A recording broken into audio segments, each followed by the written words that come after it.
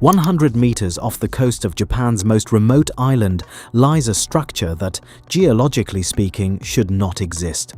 It's 25 meters of solid sandstone carved with terraces, staircases, and right angles so precise they look like a blueprint.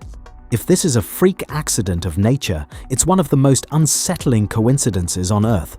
But if it's man-made, it was built 10,000 years ago, long before the pyramids were even a thought. For nearly 40 years, scientists have battled over a single question. Did nature create this monument, or did we? Yonaguni Island is a remote speck of sedimentary rock at the far edge of Japan, closer to Taiwan than to Tokyo. For centuries, it was mostly known for its wild horses and dangerous currents, not exactly a place where you'd expect to find a world-class mystery. That changed in 1986. A local dive operator named Kihachiro Aratake was scouting new spots to show tourists hammerhead sharks. On a routine dive off Arakawabana Cape, he found something that had nothing to do with sharks. Staring back at him from the seabed was a massive stone structure. It didn't look like a reef, it looked like a temple. Aratake called it the underwater Machu Picchu, and as word spread, it caught the attention of Dr. Masaaki Kimura, a marine geologist who would spend the next several decades trying to prove it wasn't natural. When Kimura first saw the site, he was struck by how deliberate it looked. He found what appeared to be a massive stairway with uniform steps, perfectly parallel surfaces, and channels cut straight through the rock. There were even features that looked like pillars and a giant stone face. Based on the depth, Kimura initially made a staggering claim. This was a monument carved over 10,000 years ago, before the melting ice caps swallowed the coast. If he was right, it would rewrite history, placing a megalithic power right in the middle of the Jomon era, a time when local hunter-gatherers were thought to be living in simple pit dwellings, lacks the tools to move stone on such a massive scale. However, as the evidence grew more complex, so did Kimura's vision. He eventually pivoted to a messier truth. The structure might be a younger, 2,000-year-old natural formation that ancient hands had painstakingly modified and enhanced. Whether it was a relic of the Ice Age or a temple later claimed by the sea during a violent earthquake, Kimura knew the answer wouldn't be simple. It would be a battle between the forces of nature and the fingerprints of man. In 1997, the debate reached a turning point. To get a second opinion, Kimura reached out to Dr. Robert Schoch, a geologist famous for challenging traditional history with his theories on the Great Sphinx. Kimura expected an ally, but Schoch's investigation took a different turn.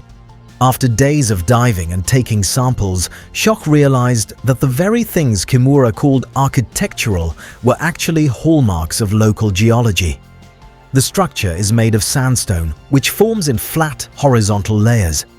In a high-activity zone like Japan, earthquakes cause these layers to snap along clean vertical lines. This is where nature's geometry comes from. When you cross a vertical crack with a horizontal layer, you don't get a jagged mess, you get a perfect 90-degree corner. To a diver, it looks like a staircase.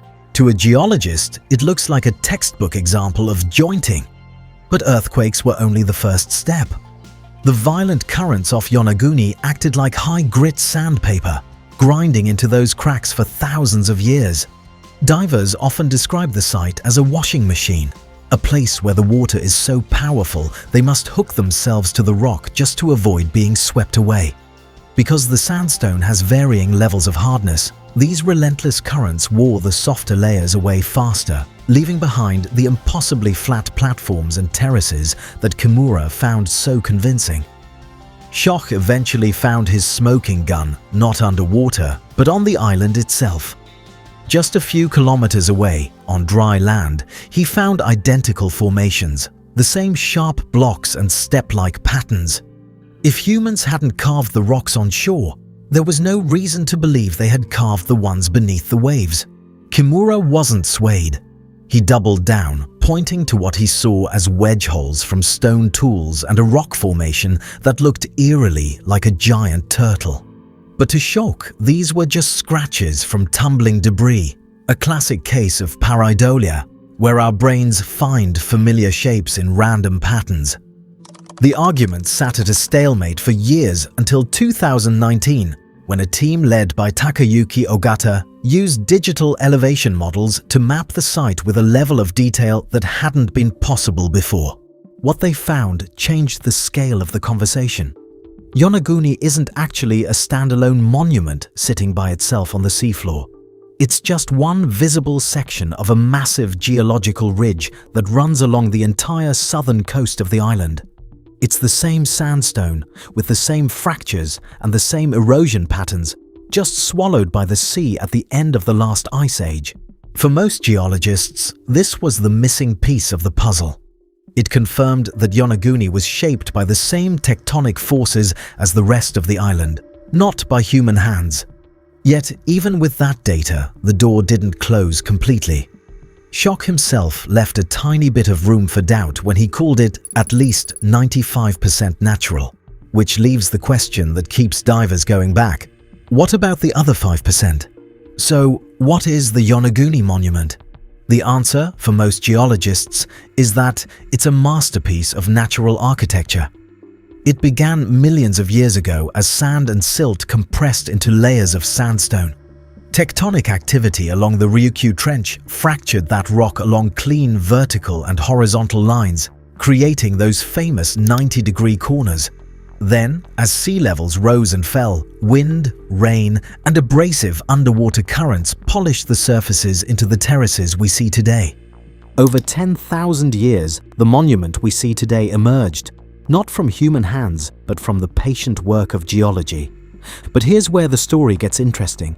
Remember, Shock said the monument was at least 95% natural, not 100%. That leaves 5%, a margin of uncertainty that keeps the mystery alive.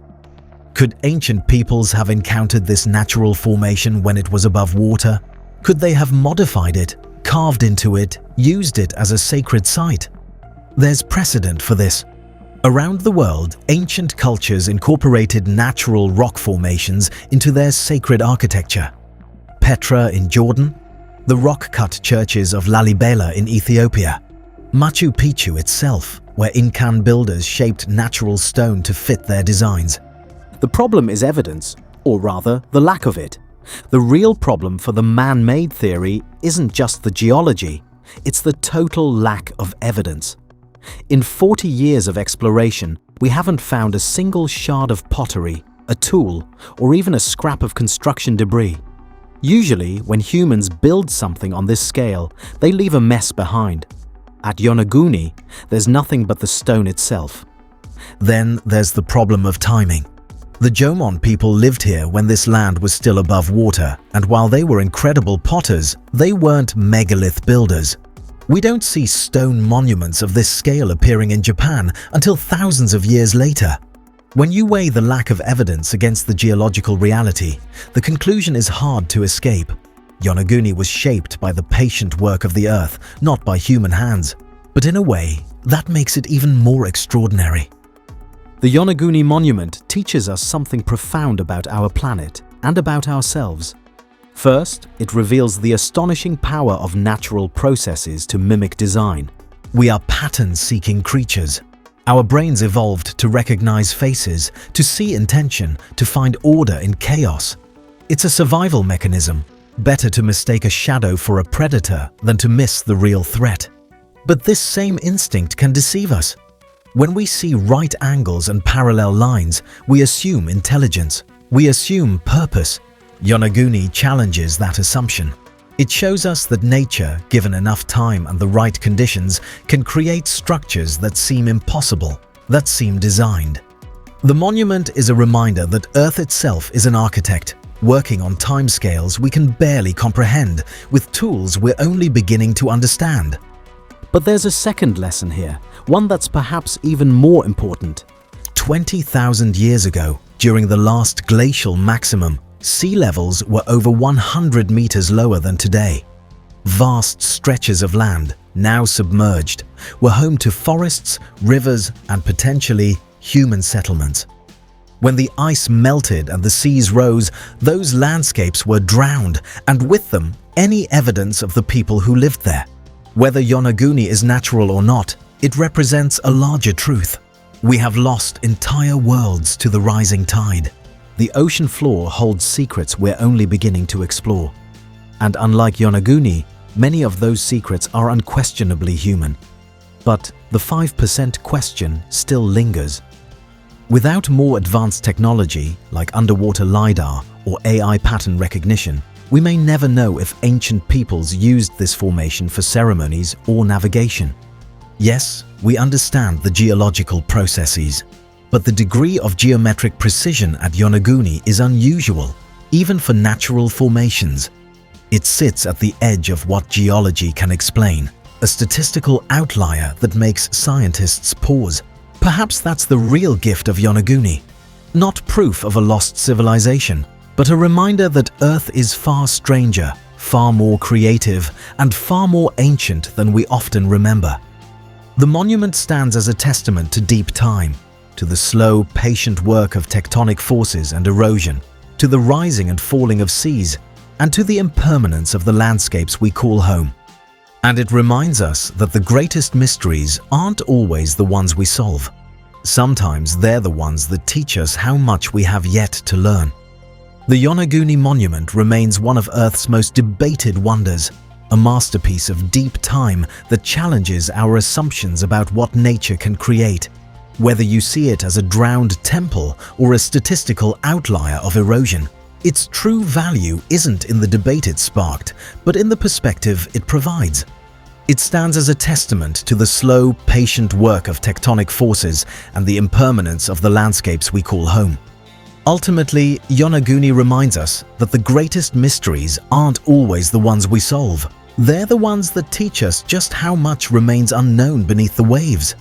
The ocean doesn't give up its secrets easily, but we're going to keep looking. If you're ready to dive deeper into the planet's hidden wonders, hit the like button and subscribe to join the expedition. Drop a comment below. What's the one underwater mystery you think we should investigate next? Until then, keep looking beneath the surface.